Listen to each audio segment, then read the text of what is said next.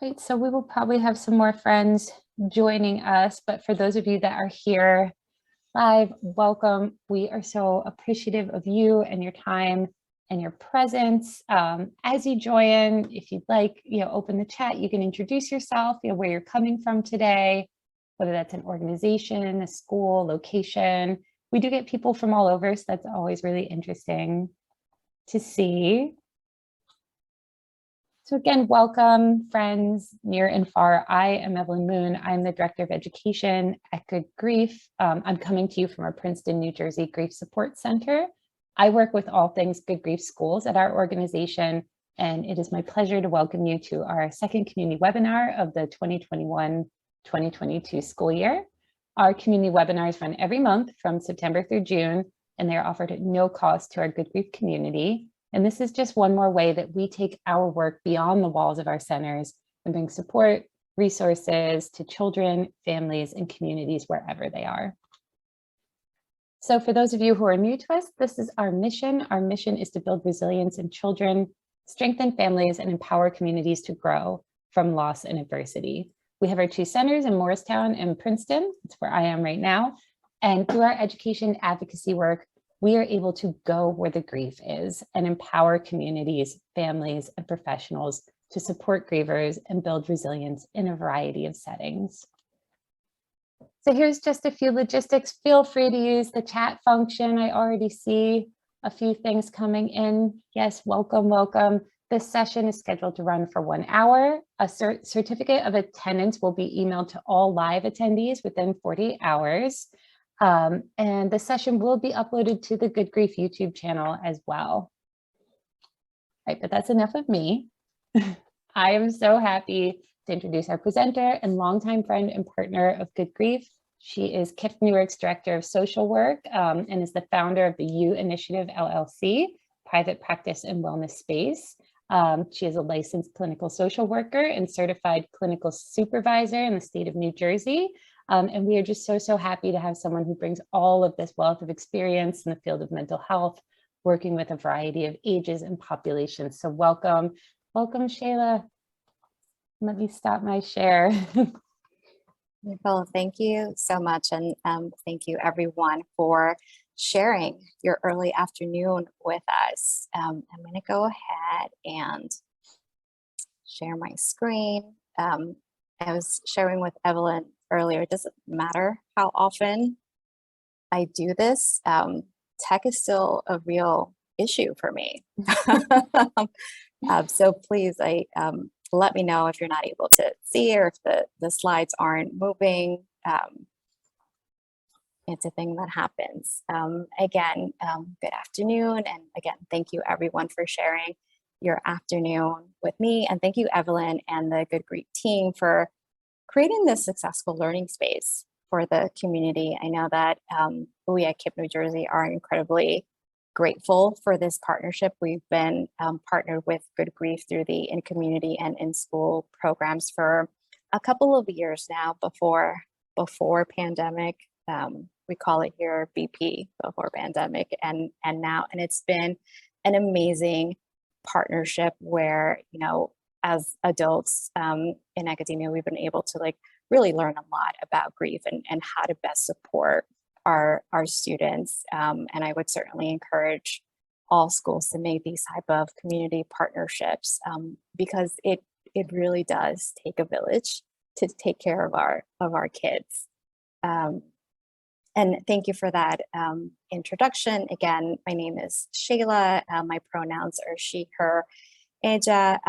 Right now, I am working as Director of Social Work for KIPP New Jersey, which is a public charter school network of 13 schools, K-12 in Newark, New Jersey. So a lot of the examples that I'll be sharing today are school-based examples, but also want to name that a lot of it is just relationship-based, and we can certainly apply them to settings outside of the school, but we'll kind of keep the examples to student and classroom specific. Okay, hopefully you'll see the next slide, which is creating our, okay, awesome. Our shared space and just a couple of norms for our time together. I think it's really important to, although you're here, to notice your needs and tend to them. And a lot of us are doing all of this stuff from home, and have been doing this work virtually. So please, like, whatever you need to do to take care of yourself, please do that. If you need to be on screen, off screen, it does not matter. Also, I encourage everyone to just engage in frequent movement breaks. You'll see me moving around a lot. I tend to do that because I do notice that I sit the bulk of my day, and it's been not great for my back. So I encourage you to take those movement breaks. And I've incorporated in our time together to take a 2 or 3 movement break. But if you need more than that, please do take care of yourself. And lastly, feel free to leverage the chat box for resource sharing and thought partnering. I find that to be one of the most beneficial parts of these type of spaces, right? Where like folks share what their experiences are. So please do engage in that. Right. So here is a flow of our time together today. So we're going to start off with check-ins just to bring awareness to the present moment. We will then transition and anchor our framing in trauma and a little bit of neuroscience theory. And then lastly, we're going to transition to tools which build off of self-care. So just kind of a preview of what's to come. If you have any questions or anything that comes up for you during the session, feel free to, again, leverage the chat box. So let's start with a check-in with yourself, which is something that I do very often, not just with myself, but with my teams and when I'm working with kids. So on the screen, you see like a cute little funny mood meter anchor chart that you can leverage. But of course, we know that there's a ton more feelings than that. So you don't just have to rely on those. But we're going to engage in the practice of a check-in with yourself. And the questions here are to guide your check-in and promote your self-awareness. So the first thing that I want you all to think about, and before you share how you are feeling, let's take a couple seconds to think about these. The first one is, how are you feeling right now, right in this moment? So redirect your thinking from how I felt in the morning or how I felt after lunch to how am I feeling right now in this moment? What is your body telling you? Because our bodies are great sources of information, and oftentimes it may be hard to pinpoint what it is that you're feeling. But if you notice your body, that might trigger a feeling for you. So for example, when I am feeling nervous, my jaw gets like clenched every single time. So sometimes I may not be noticing how I'm feeling, but I do notice that my jaw is hurting. So I'm like, okay, I may be feeling anxious, so I need to do something to take care of that. So you're noticing how you're feeling. What is your body telling you? What do you need now that you have these noticing? So what do you need? And what are you bringing to this space? So I think we can still do breakout rooms. So I'm going to give you all a couple of seconds while Evelyn sets up the breakout rooms, and you'll be in small groups of 2. I think we can do 2 for a total of 3 breakout rooms or so. And when you're in your breakout room, you'll have a couple of minutes for each person to just share out how they are feeling, what's your body telling you, what do you need, and what you're bringing to this space.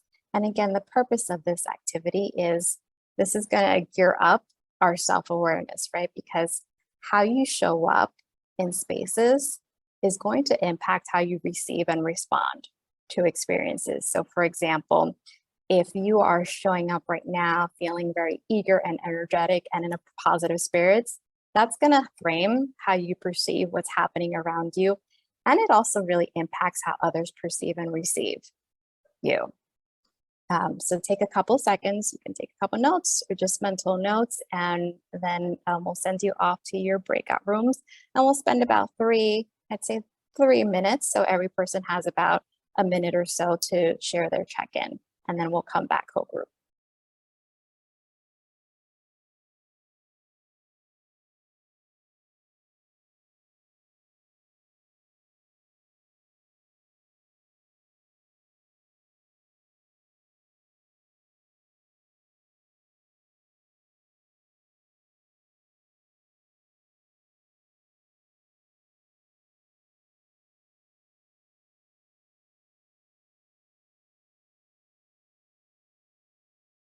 I'm going to go ahead and read the quote that you see on the screen.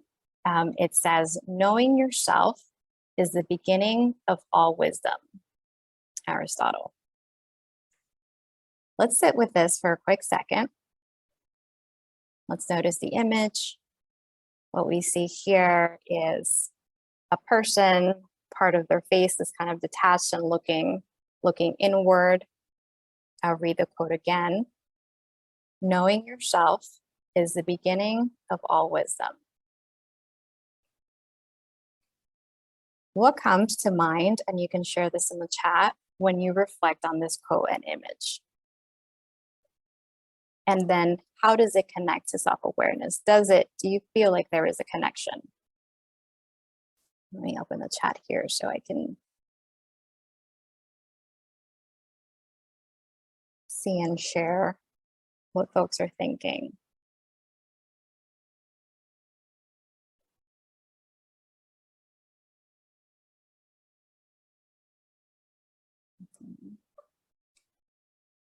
So we have being present with self. Yes, it can be easy to ignore ourselves in a lot of ways, not notice or even place judgment, right? And when we do that, the reality gets distorted. Yeah, absolutely.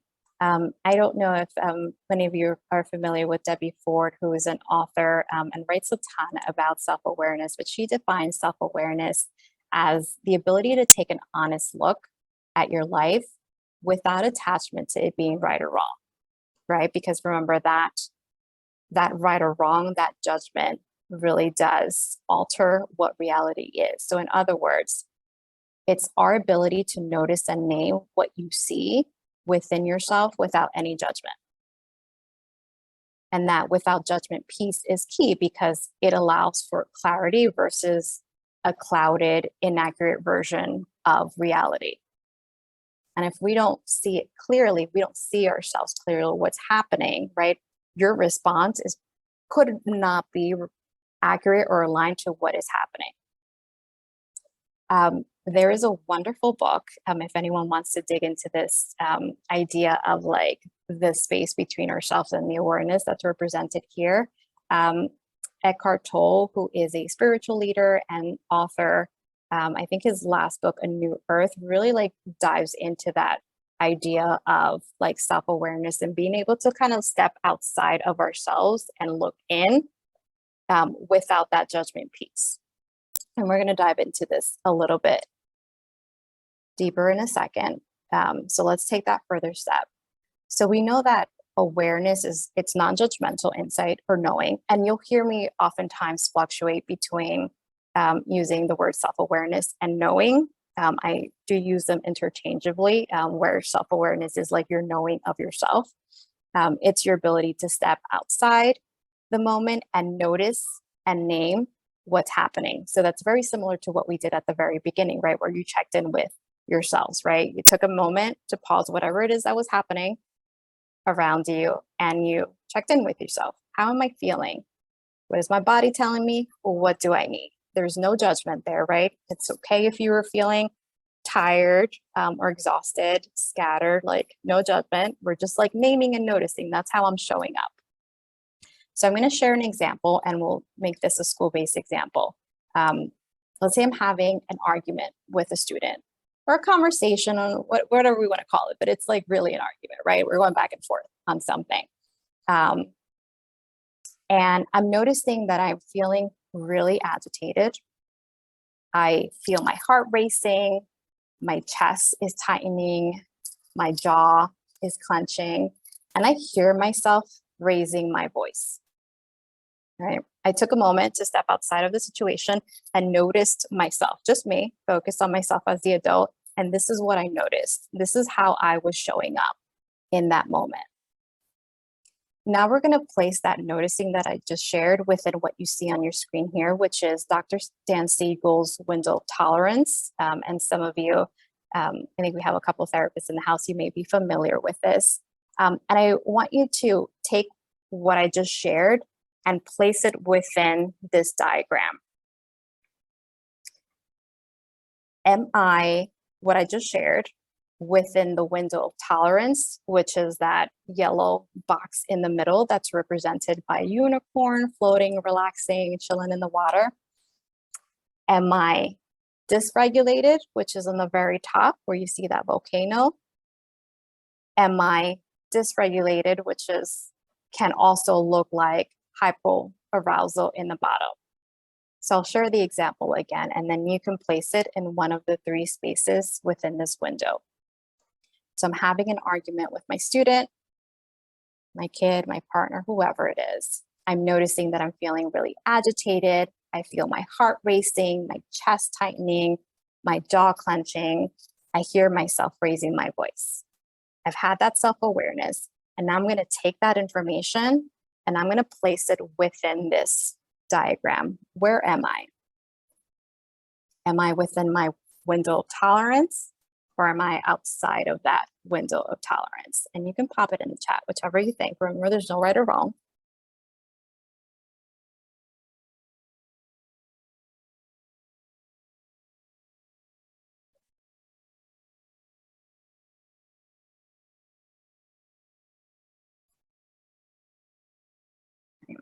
So if you're thinking that I am not in that floating unicorn, you're correct, right? I'm not showing up as my best self. I am most definitely dysregulated. I'm not within my window of tolerance, which is where I experience myself as my best self, because I'm not in flight or fight. And to add additional context here, if you're familiar with Dr. Dan Siegel's brain hand model, and some of you may be familiar with that as well, but I'll go over it really quickly.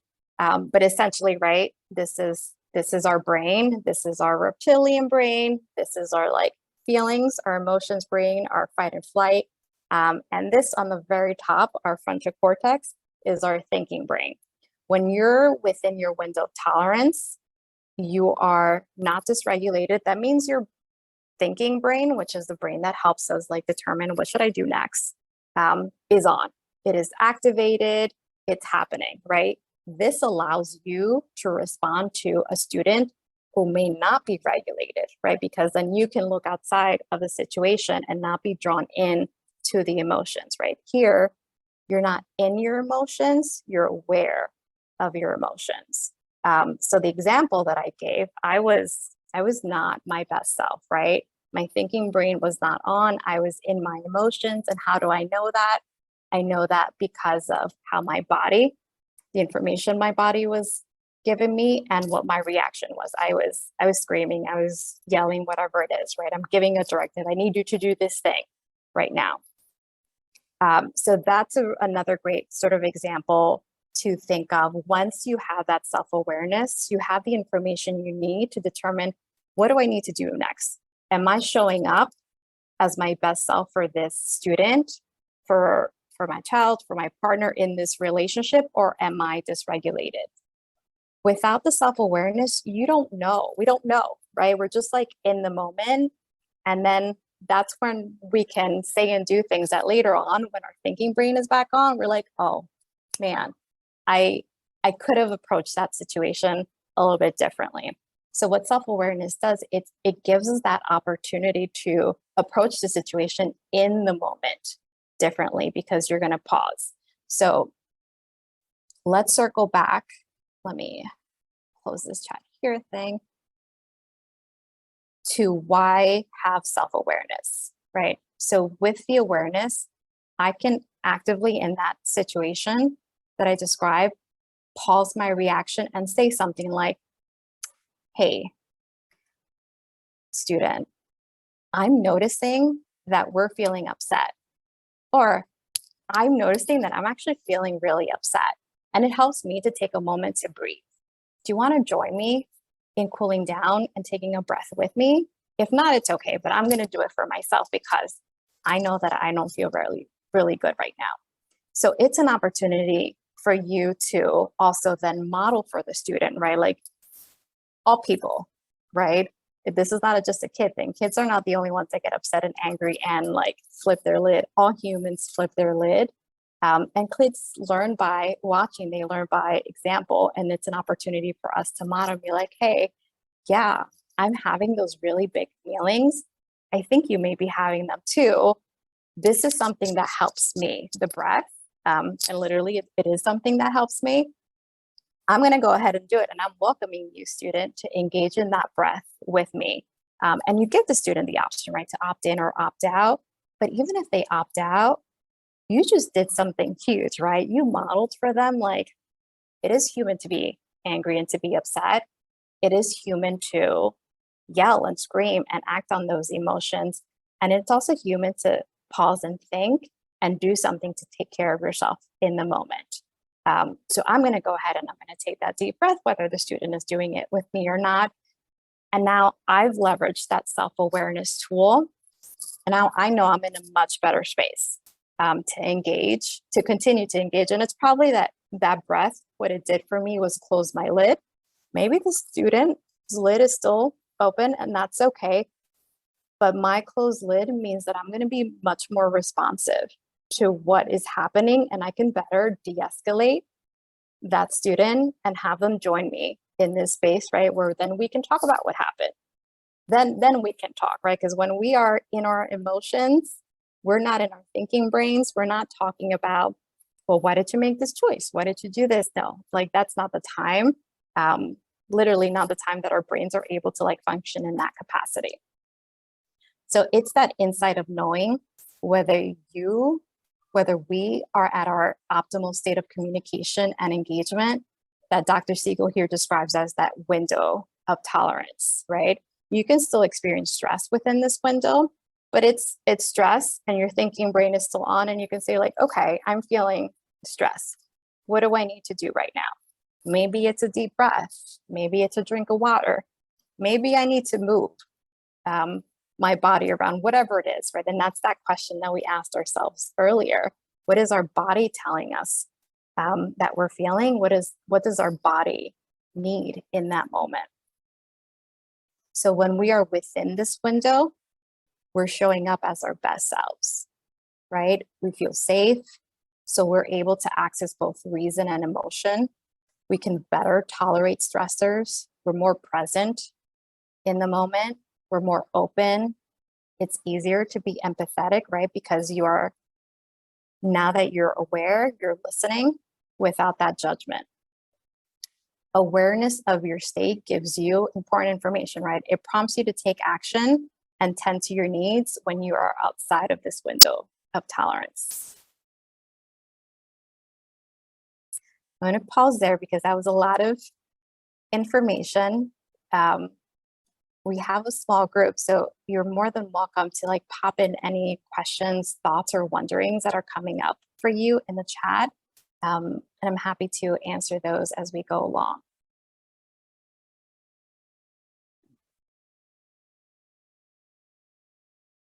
Okay.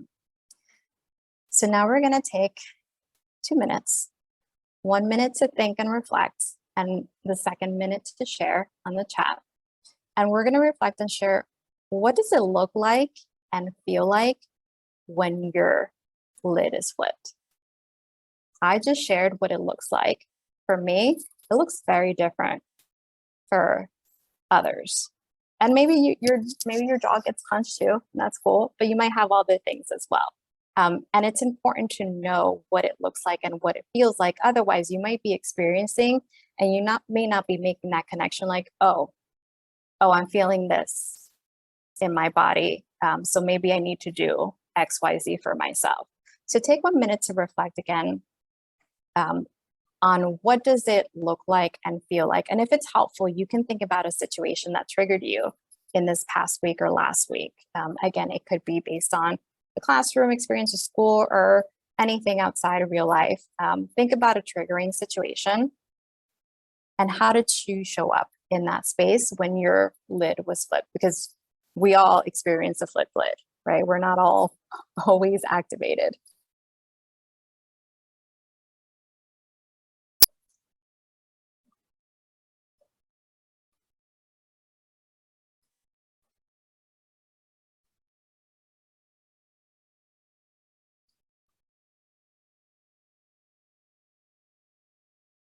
And as you're thinking about that, you can go ahead and share it on the chat. I'm just going to go back really quickly to the window of tolerance to highlight, that we can be in this hyperarousal dysregulation space, right? And you see the picture of an exploding volcano here. And this, right, can look like yelling, screaming, just like really big outward emotion and behaviors. But then there's some people that are dysregulated and they don't do all of those things, right? It could look like suddenly I feel like really tired and sleepy. In classrooms, oftentimes hypoarousal for some of my kids looks like they'll put their head down, right? They just can't connect in that moment or engage with the content. Some people may just start crying and withdrawing, right? Like, I need space, right? I hear that a lot in our schools, and the student is feeling dysregulated. They're like, nope, I need to be alone. I'm going to go to this corner.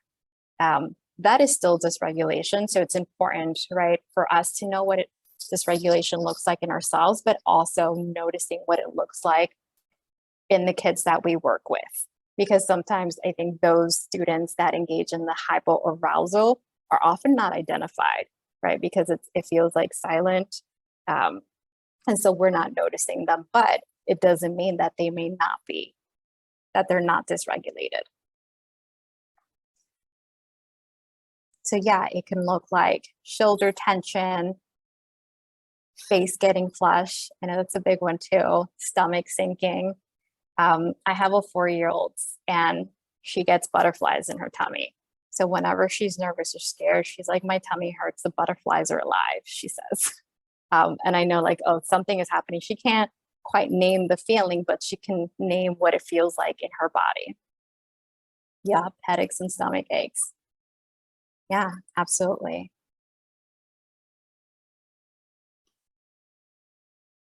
And I like to connect this idea of self-awareness to problem solving, right? Like, what's the first step in problem solving?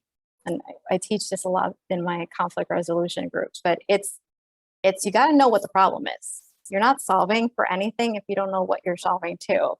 And that problem identification is that awareness. And that's how powerful that tool is. And I have two quotes here, one from Eckhart Tolle, which I shared about earlier, author and spiritual leader. And he says, awareness is the greatest agent for change, right? So change does not easily occur without awareness. And Albert Einstein said, if I had an hour to solve a problem, I would spend 55 minutes thinking about the problem and 5 minutes thinking about solutions. So that is the value, right, in self-awareness, in taking the time, the moment to step back and notice how we're showing up, what we're feeling, how are we responding to the situation? Because once we see that, then we can determine, like, okay, am I my best self? Yes, no, okay, I'm not. So I need to, like, change course. I need to do something different in this moment.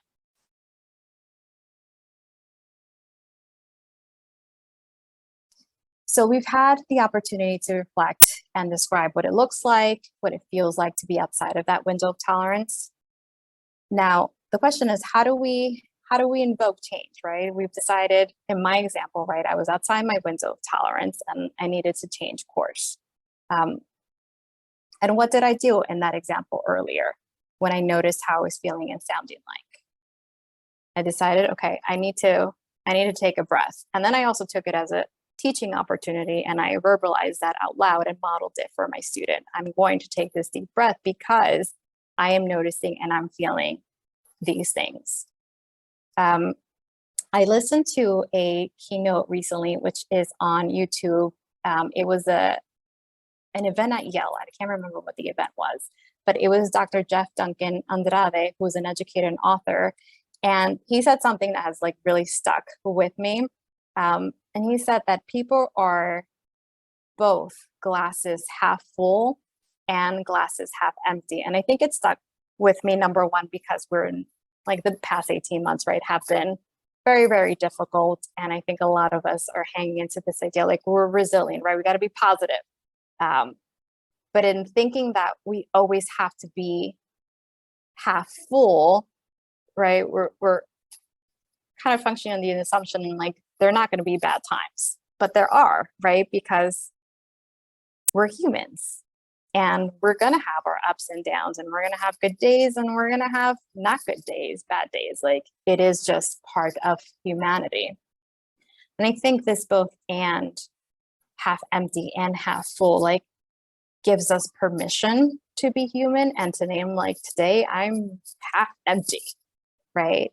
And knowing that I'm half empty, that's information that I can then leverage and use to take action and take care of myself, versus me thinking like, okay, this is bad, but I'm a half like full and I'm going to keep going.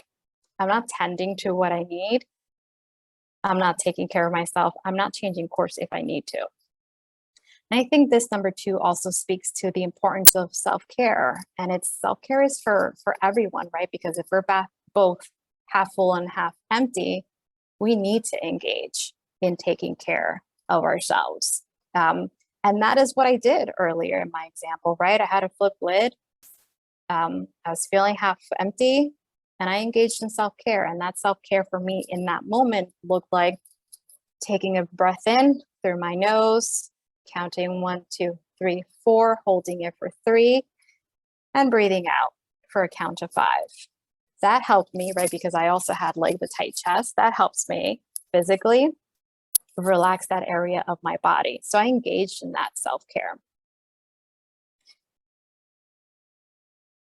Evelyn, I don't know if we can now pop in that self-care plan on the chat for folks to take a look at whenever you have some time. If you don't have a self-care plan in place, I highly, highly encourage, and you can leverage this template or create your own. Like it doesn't have to be anything fancy, but just like we're taking the moment to like name, this is how I show up when I have a flip grid. We also have to take time to name, okay, like when I'm here, what are the things that I'm going to do?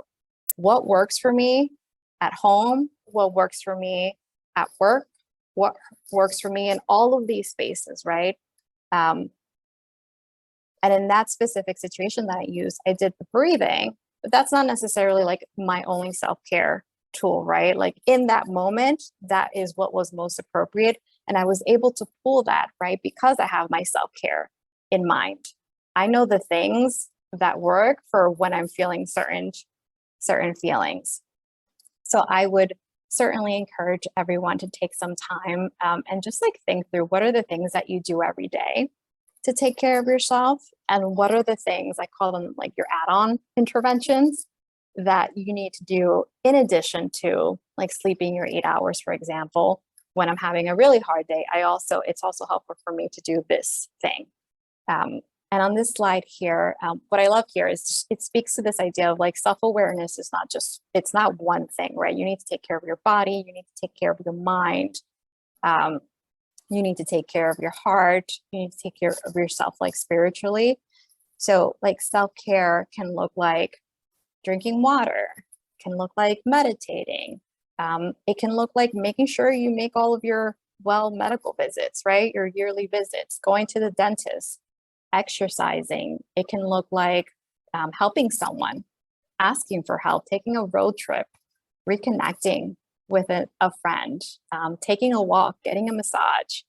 I have 2 little ones at home. So like I will like hide sometimes, like in whatever room. If they're on the first floor, I'm in the basement, and I'm just taking time to like do nothing, whatever it is, right? But knowing that taking care of yourself is that other incredibly critical part, right? Because if you're not well, it's going to show up in how you feel, how your body feels, and how you show up with kids in the classroom and in your other relationships.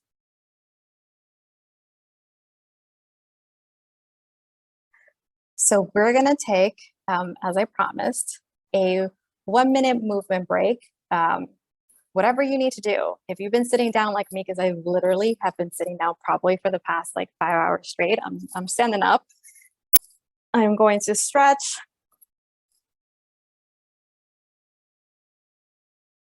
If you need to walk around, If it feels comfortable to turn your camera off and then move around, please do that. But just take a minute, a couple seconds to move your body. Take a drink of water.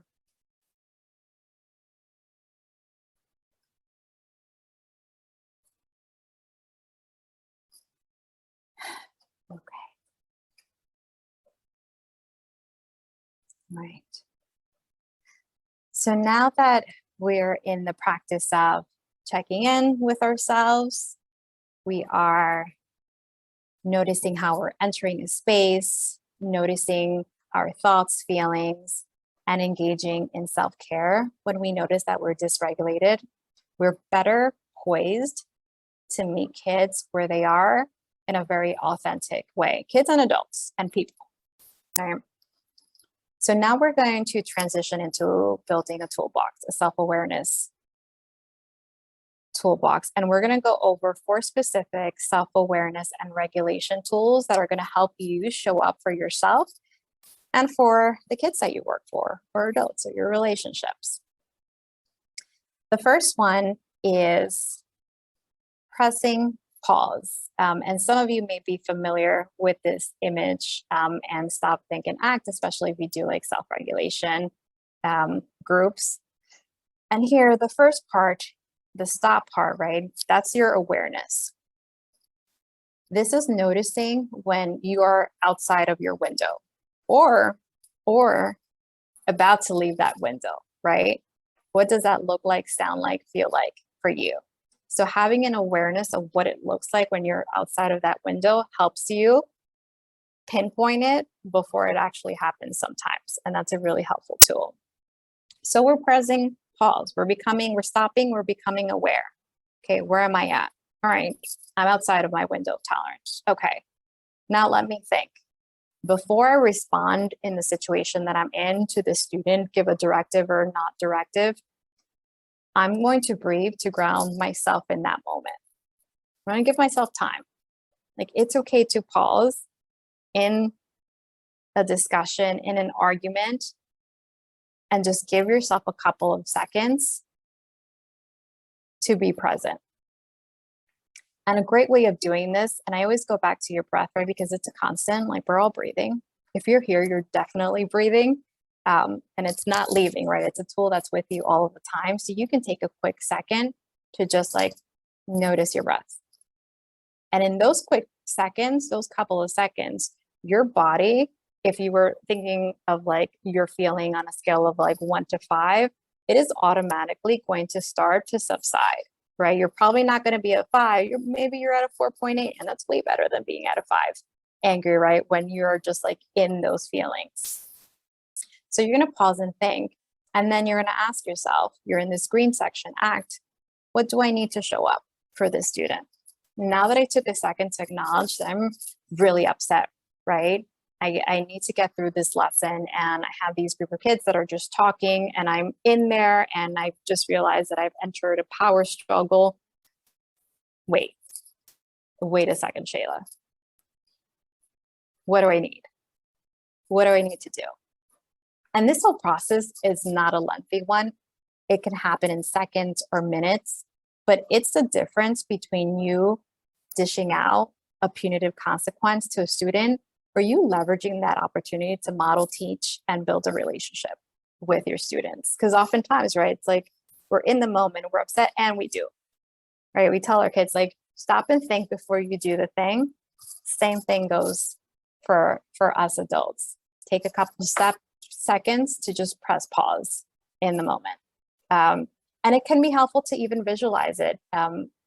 Some of the social workers I work with have named, like, I picture like that stop red button, right? And I just like touch my chest, stop. And that triggers like that response for them. So identify like what does that look like for you? And how can you prompt yourself in those difficult situations to just pause for a quick second so you can be aware of how you're showing up, take care of yourself, and then engage with the student. The second tool is co-regulation. And we talked about this one briefly when we discussed the open and flipped lid, right? 2 flipped lids equal 2 flipped lids. 2 people that are just not happy in happy places and are saying things and doing things. They are in their feelings, in their emotions, and nothing's getting resolved, right? We're not going anywhere. But if one of those people, more often not the adults, right, because they have the tools and they're able to do this, is able to regulate themselves, then you can create an environment that helps to regulate the student. And that is that co-regulation piece, right? Because if you're here, now you're no longer raising the voice, right? Your tone, your volume, your cadence, all of that is even toned. You're not coming off as like this to the student, right? Because this is what often feels like for them, and they can become defensive and like they have to defend themselves. Now you're here. And now you can actually listen to the student. And you're not focused on like the consequence. I need compliance from the student. You're just focused on being there and being present, right? Because you're just focused on yourself. And sometimes that can look like you're here and all you're saying to yourself is just breathe, relax, calm down. Breathe, relax, calm down. And you're working on yourself, right? Because you're the only person that you can control. We can't control other people, but we can model, we can co-regulate.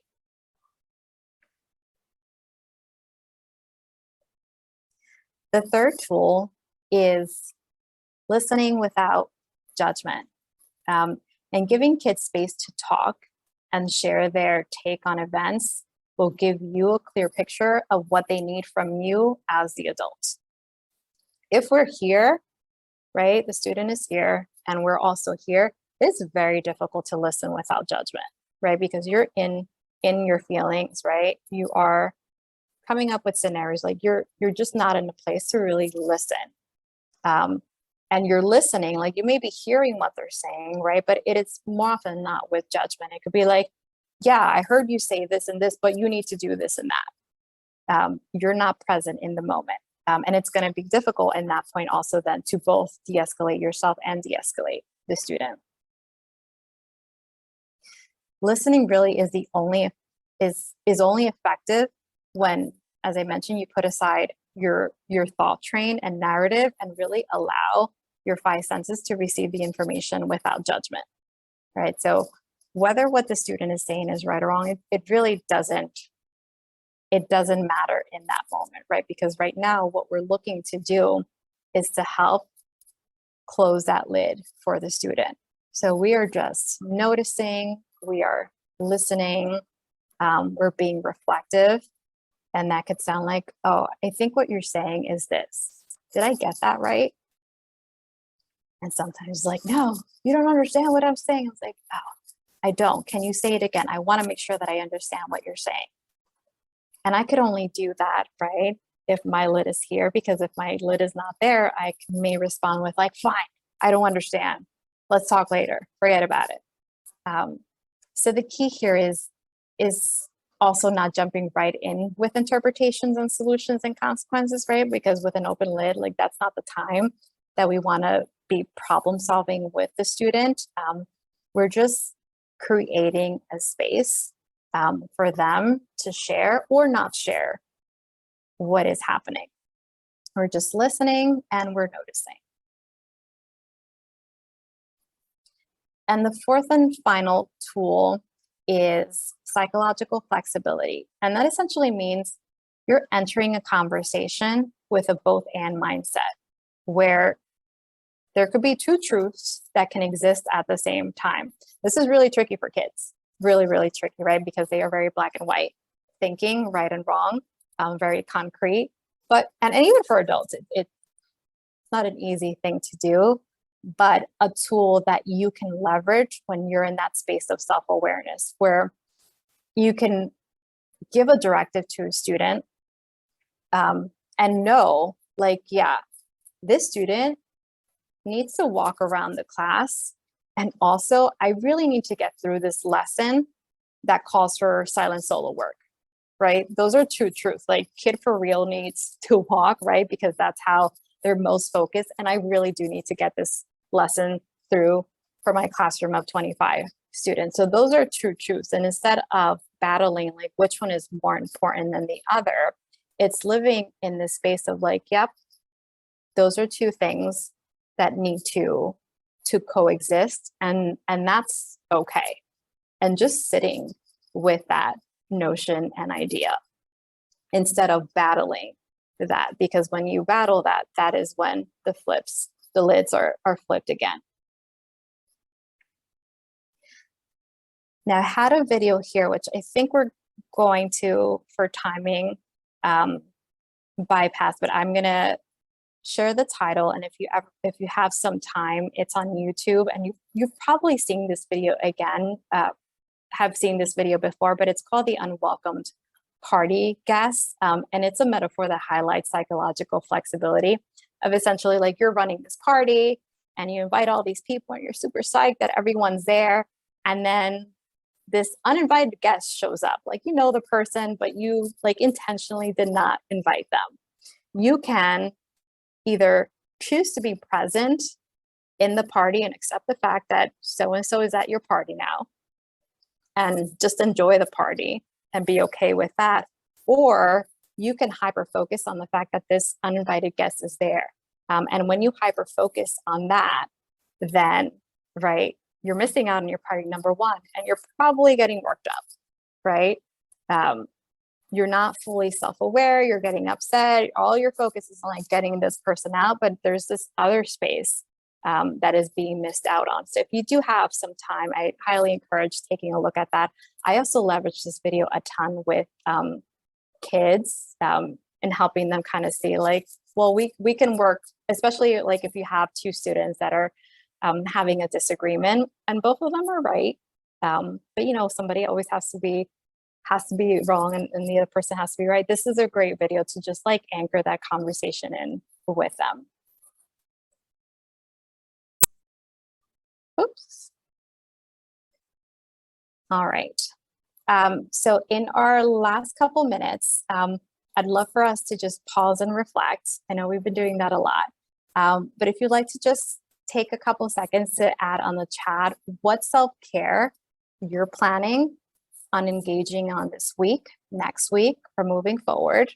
And these are commitments that you're making to yourself, right? What are some self-care moves that you're going to make? Which self-awareness tools will you reflect on and practice in the coming days? Again, making a commitment to something will more often than not motivate you to engage in that practice. And lastly, why is it important to you to practice whatever self-care, self-awareness tool you've identified? Anchoring your commitment in a why will also increase that level of motivation and follow through. Going to take just a couple of seconds, pop that in the chat, or just make a note of it and put it on a post-it somewhere that you're going to see. And just commit to practicing that. And if anything, most definitely practicing your self-care, because that's incredibly important. And if you are working in a school, it's hard right now, and taking care of ourselves is incredibly important. Because if you're not well, it's going to be very difficult to take care of the kids that we care about the most. So thank you everyone so much for, again, sharing your afternoon with us. If you have any questions, I don't have my email here, but I'm going to pop it in the chat box. Feel free to reach out, and I think we'll share out the self-care template along with the certificates of attendance. Thank you so much. Yes, so I just popped a survey in the chat. So if you have a moment to give some feedback, we would really appreciate that. And I also we have 2 more webinars coming up. Next month is Children's Grief Awareness Day. And we're going to have it on the actual day. So that's going to be on November 18th from 4 to 5 p.m. This one is about our grief journey. So our journeys of grief and those who helped us along the way. So there'll be a panel of some good grief kids, good grief volunteer facilitators. And then in December, we will have Lisa Williams of What's Your Grief it'll be at 7 p.m. So this will be an evening one on December 2nd. And that will be about continuing bonds around the holidays. So just wanted to pop both of those in there in case you are interested in getting some more content. But just grateful for your time, grateful for this session. I feel like I learned, but also remembered so much. Like it was very just affirming and really just fits so nicely in with the work that we are trying to do at Good Grief in this community. So thank you. Thank you so much, Sheyla, for your time and for putting all of this together. Deep appreciation for you and for our attendees and for anyone who's watching at home on YouTube. Hi. All right. Thank you, everyone.